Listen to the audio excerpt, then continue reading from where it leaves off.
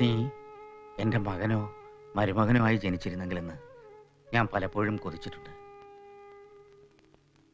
നീ എനിക്കൊരു ശിഷ്യം മാത്രമല്ല, എൻ്റെയും എൻ്റെ കുടുംബത്തിൻ്റെയും താങ്ങും തണലുമാണ്. എൻ്റെ എല്ലാ അനുഗ്രഹവും എന്നും നിനക്കുണ്ടാവും. എന്നാലും എനിക്ക് നിന്നോട് എന്താ ആശാനെ? പറയാൻ എനിക്ക് വിഷമുണ്ട്. ഞാൻ എന്ത് പറഞ്ഞാലും നീ അനുസരിക്കുമെന്നറിയാം.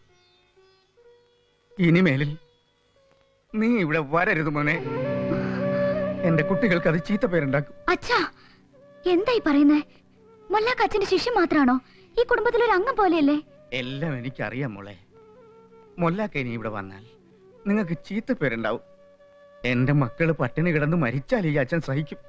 പക്ഷെ നിങ്ങളെപ്പറ്റി ആരും അപവാദം പറയുന്നത് കേൾക്കാൻ അച്ഛനാവില്ല മക്കളെ. ആശുപത്രി വന്ന ഏട്ടൻ പറഞ്ഞിട്ട് പോയത് മക്കളെ കേട്ടല്ലോ.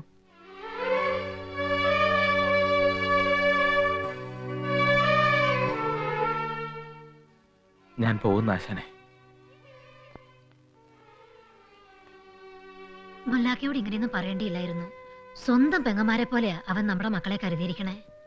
എല്ലാം ശരിയാ, പക്ഷെ സമൂഹത്തെ ഭയക്കണമല്ലോ നമ്മള്. മക്കളെ, പ്രാണം വെടിഞ്ഞാലും മാനം കളയരുത്.